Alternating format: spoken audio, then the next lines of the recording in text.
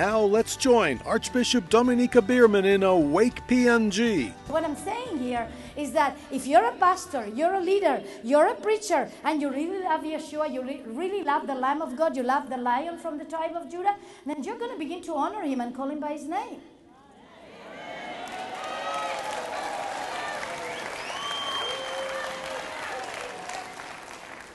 And if you refuse, forgive me, but you're in rebellion. You're in rebellion against the living God. Because it is him that wants to restore the name of his son. And it's part of the great restoration of the end times, the restoration of all things. And so it is not, you're not in rebellion against me and my word. You're rebellion against him and his word. Because I'm not preaching my word, I'm preaching his word. I don't have time to preach my word. I don't have the energy to preach my word. It's either his word or I better die. Do you understand what I'm saying?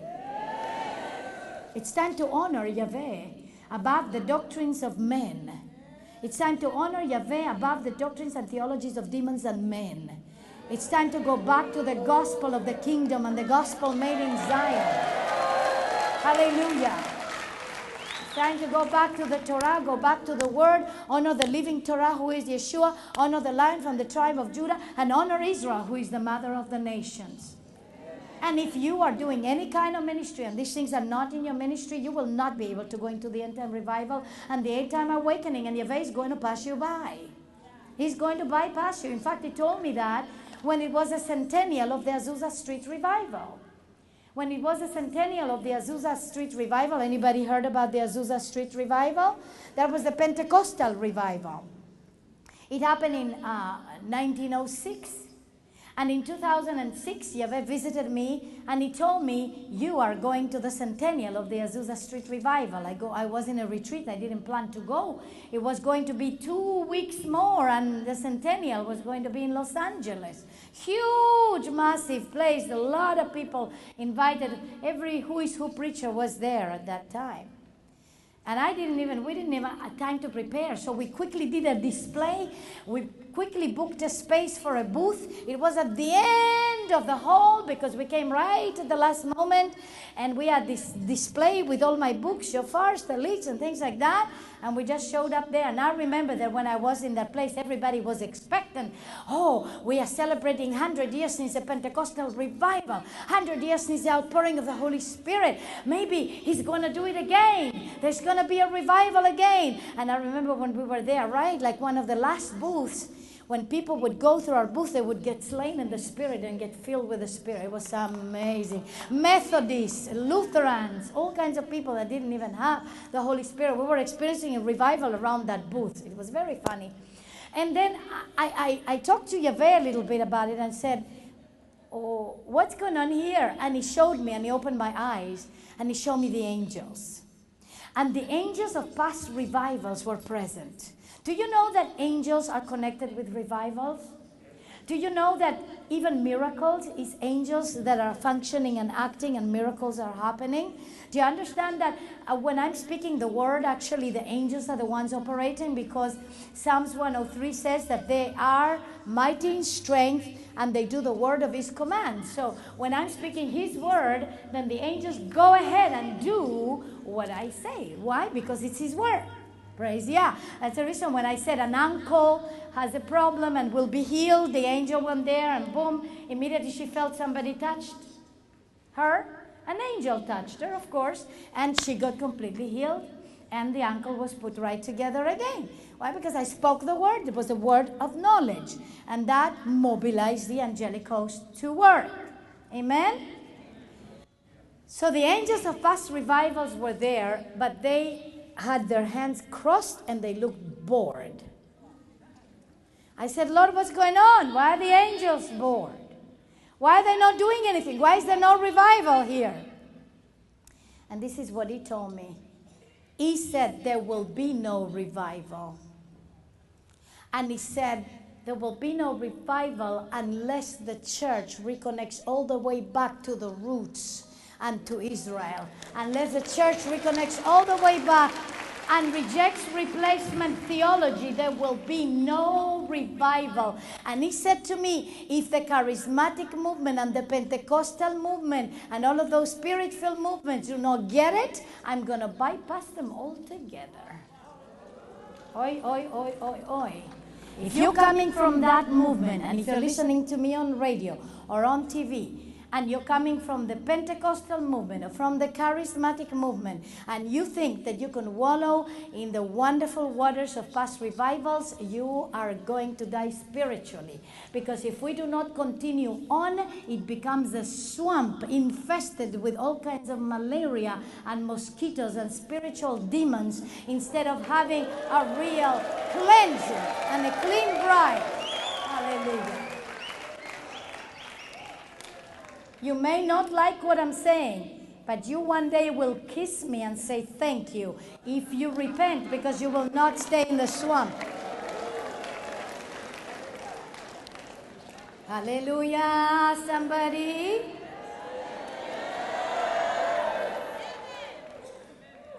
Are we called to be politically correct in the church, or are we called to speak the truth in love?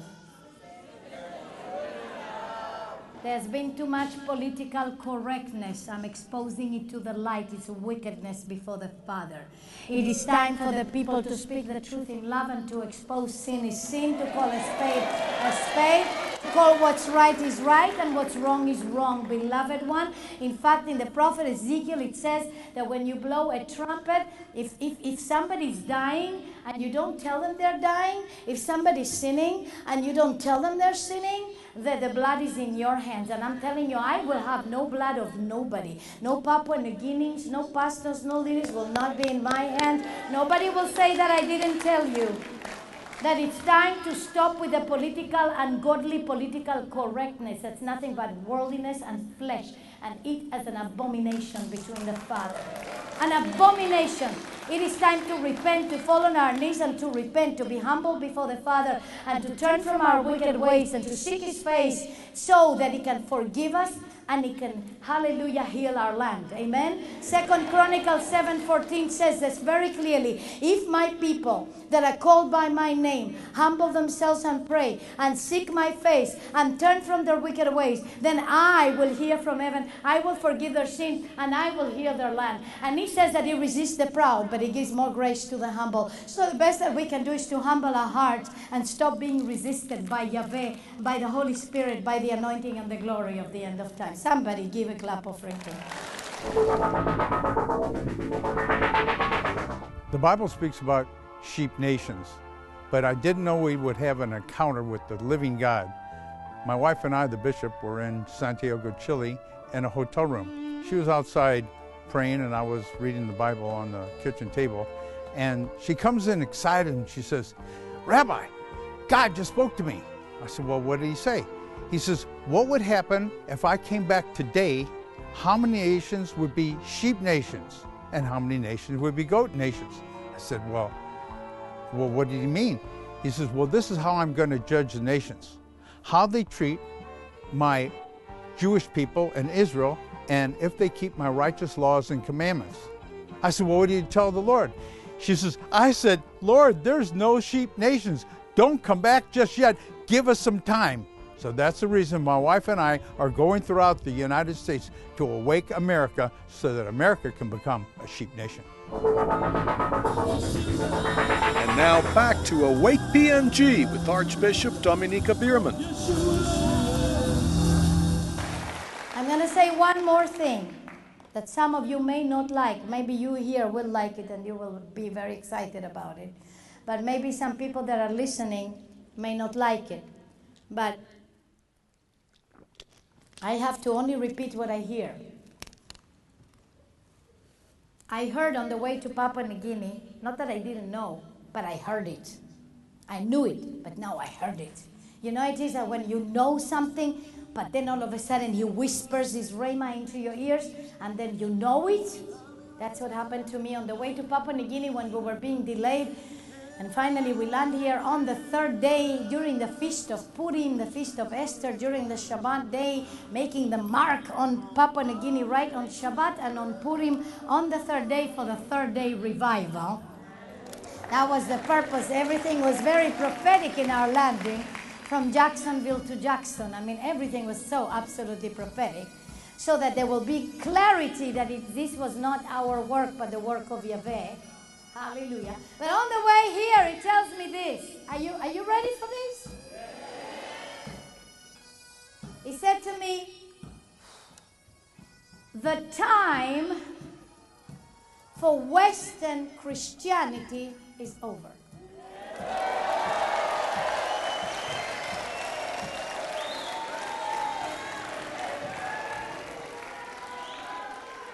Somebody give a clap for it. Somebody give a shout. Somebody give a shout. Hallelujah. It's over. Completely over. It's finished.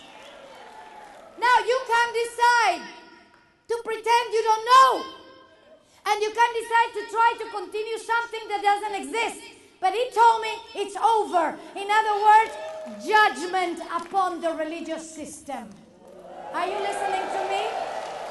The religious system is now experiencing judgment. I told you how the Lutherans, that are the fathers of all the evangelicals, has come now into a place of adopting the laws that adopt homosexuality, and that there can be homosexual priests and homosexual marriages. And I'm going to tell you something.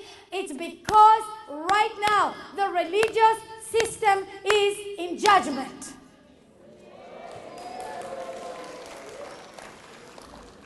Yeshua did not come to establish Western Christianity. But if he did come to establish it, please show me at least 2 or 3 scriptures in the Bible where it says that Yeshua came to establish the Christianity religion. I want to see one scripture that says that he came to establish that. One. You don't make a doctrine on one scripture. You normally make it on 2 or 3 at least, because it's but the testimony of 2 or 3 witnesses that every word of Yahweh shall be established. You never should be a doctrine only about one scripture, ever. Just take it from me, because you're going to fall into the deep end with that. You've got to have always the testimony of 2 or 3 witnesses. But find me one, even one. Does it say that Christianity is the way, the truth, and the life? It says, I am the way, the truth, and the life. No one comes to the Father but through me. In other words, he wants the sheep to come to him, not to religion.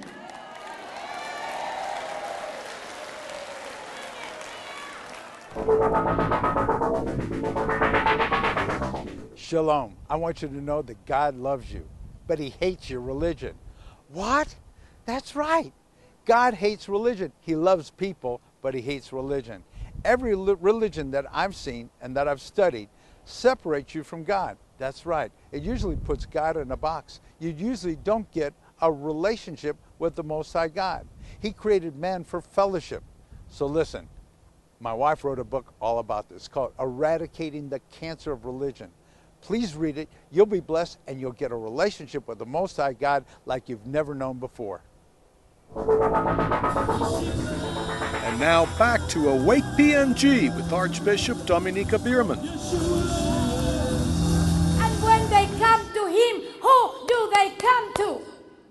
They come to a Jew. I already told you that yesterday, that it will be the Jewish man, Yeshua, that will be judging the nations in Matthew 25, 31 and 32. So any person in the face of the earth, when they come to the Messiah, they come to a Jewish Messiah. Not to a Christian religion, to the Jewish Messiah.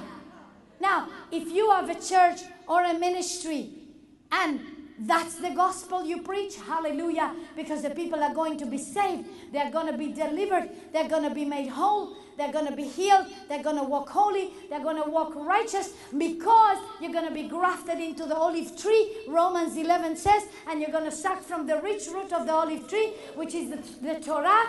Hallelujah. As interpreted by the living Torah, which is Yeshua. You're going to love Israel. You're going to absolutely hate any kind of pagan feast. And you're going to love and embrace all of the biblical holidays.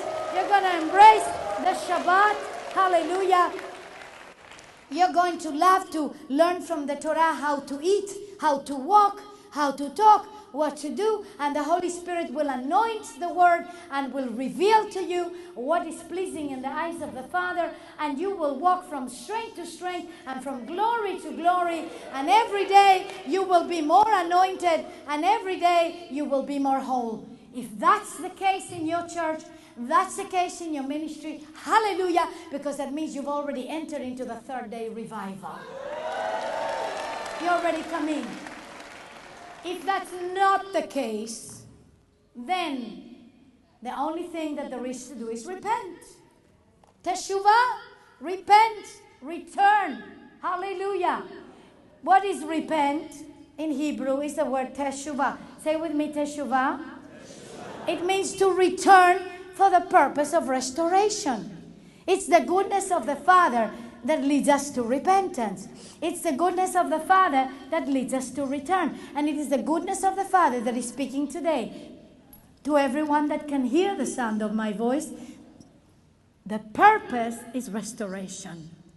The restoration of all things. Acts 3:19-21, so that the heavens can release the Messiah and he can return.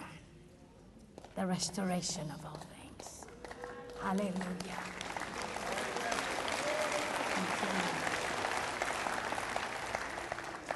The end time revival, it says, to you that fear my name, the name of Yeshua. The memorial name of the Father is Yahweh. To you that fear my name, and please do me a favor, don't make the name complicated. I've seen just too many people that want to be more Jews than the Jews and want to know more Hebrew than we do. That's nice, but really, people begin with, no, the name is not Yeshua, it's Yahushua. It is not Yahweh, it's Yahuwah. Do me a favor, don't get into that. Don't get into that, because that's the enemy that is trying to destroy a true, genuine, powerful, anointing, messianic, apostolic, prophetic move of the Spirit. You cannot allow that to happen to you. Don't allow this in Papua New Guinea. Anybody that begins, no, it's not Yeshua, it's Yahushua, say, please do me a favor, okay? The Jews have called him Yeshua forever. We're going to call him Yeshua too. Is that okay? Is that all right? I just don't know any Israeli messianic believer that calls him Yahushua. But I know a lot of messianic believers, and we all call him by the same name, Yeshua. Amen? So let's just keep on calling him by the same name that the Father gave the Son, without thinking that we're going to be more grammatically correct than the Jews and the Hebrews, and we're going to just read the Hebrew in a better way, and it's going to be Yahushua instead of Yeshua. Please do me a favor. Somebody say amen to that. Same with the Father. Yud Hey Vav Day is a tetragram. Yud Hey Vav Hey. That's great. Tetragram. Yahweh, the I am. Hoveh in Hebrew means present tense. Yahweh means the Yah. Yah is the name of God, because when you say hallelujah, you mean praise to Yah. So the name of God is Yah. Say Yah. That's the name of God. Simple. And Yahweh means Yah, who is present. The I am, that is right here. The present God. Hallelujah. Amen? Praise the living Yah. Say, that's all. That's all. Take it simply. It's a simple issue. It's not a complicated issue. When you go to celebrate the feast, to do the things, this is the principle with everything. If it's anointed, do it. If it's not anointed, don't do it. And there's another principle with this. It's called the KISS principle. Keep it simple, saints. Keep it simple, saints. The gospel made in Zion is simple, clear, pure, easy to follow, that's the true gospel. Amen? And it is always anointed with signs, wonders, and miracles, prophecies, and all the gifts of the Spirit flowing. Hallelujah, hallelujah. Amen? So, to those that fear my name, Yeshua, the Son of Righteousness, will rise with healing in his wings. Hallelujah. And then it says, remember the law of Moses? And he's going to say, send Elijah the prophet.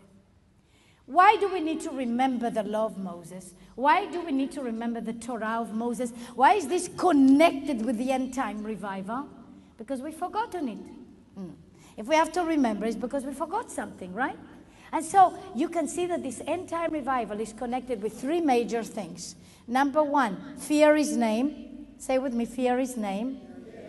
Yeshua, Yahweh. Fear his name, meaning honor his name. 2, remember the law of Moses. Go there, study, and get instructed by the Torah, and let the living Torah interpret it to your heart and to you, and receive instruction. My book, Grafted In, will help you very much in that, because I explain it the simplest possible. Every commandment, every feast, the most simple for people that have never done it before. Like to little children. Very simple. Amen? And the third thing, the spirit of Elijah that will reconcile between the fathers to the sons to the father, which basically, it's not only your own reconciliation in the families, repenting for dishonoring parents, getting reconciled and forgiveness within the families, but it's actually the reconciliation between the nations and Israel. Because Israel is the mother of the nations. And so this reconciliation between the Gentile believers and Israel is a key for the end time revival. It is the spirit of Elijah. It is the spirit of prophecy that's going forward, because when there is that reconciliation, then the land receives a blessing instead of a curse. If there would be no reconciliation between you and Israel, between you and the Jewish roots of the faith, a restoration of relationship, the land, the earth will be smitten with a curse, and there would be no sheep nations at the end. But because there is the reconciliation, because there will be a right relationship between the nations and Israel being the mother of the nations, then the land can also inherit a blessing. Because he said, I will bless those who bless you. I will curse those who curse you. And in you, all the families of the earth will be blessed. I invite you this year to come and bless Israel by your presence. To come and make sure that the mother of the nations is well, because you will make sure of it. To come and bless and pray and honor. For those that will want to come, we're going to have it available. Pastor Molly will be able to help you so that you can register. I have good news and bad news. The good news is that the registration is still open. The bad news is that it can close very soon because we will run out of space. So it's very important that those that are going to come will make a beeline and be quick about registering and sending your registration fee so that there will be space for you, because believe me, some other people think it's a good idea to come to Jerusalem this year as well. It's not only going to be you. Amen? So make sure that you do that, and you make, what are you going to make when you come to Israel? You're going to make spiritual aliyah. Can you say with me? Spiritual aliyah, returning to Zion. Shalom from Israel. I want to invite you to our new tour coming up. It's called Uniting Nations for Israel. That's right, it's going to be a tremendous tour from north to south, east to west. We come from different nations all around the world, and that we come from different church denominations. I believe that the reason for this is that we all love Yeshua, we love the Torah, we love the truth, and we love the Spirit. I really just enjoyed how much she taught that replacement theology and how much damage it does, and why we have to go out, and the urgency of teaching about the importance of removing replacement theology from our lives. And I just want to encourage the nations that Kadesh Map Ministries is the platform that is bringing and preparing the end-time Messianic bride to know and understand the timings of the coming of the Messiah. How many of you want to declare some things with me about the restoration of all things tonight? Can you lift up your hand before the Father and say, Father God in heaven, Yahweh, I am coming back. I'm returning to the gospel made in Zion, to the ingrafting into the olive tree with the people of Israel. I am now being nourished by the rich root of the olive tree, by the written Torah as interpreted by the living Torah, Yeshua. Yeshua, I receive your name back. And I ask you to come into my heart as the Jewish Messiah, as the Lion from the tribe of Judah, and to restore me, my family, my tribe, and my nation fully. Here I am, your son, your daughter, returning back home to the gospel made in Zion, in Yeshua's mighty name. I reject replacement theology. It does not belong to me anymore. I break it out of me. And every spirit of darkness connected with replacement theology leaves me right now at the speed of light. In the name of Yeshua, I declare that my heart is a book with clean pages on which you can write your Torah by the finger of the Holy Spirit and fire. I give you permission to write your instructions, your loving instructions inside of me. Change me, transform me from strength to strength and from glory to glory. I am yours forever. In Yeshua's name.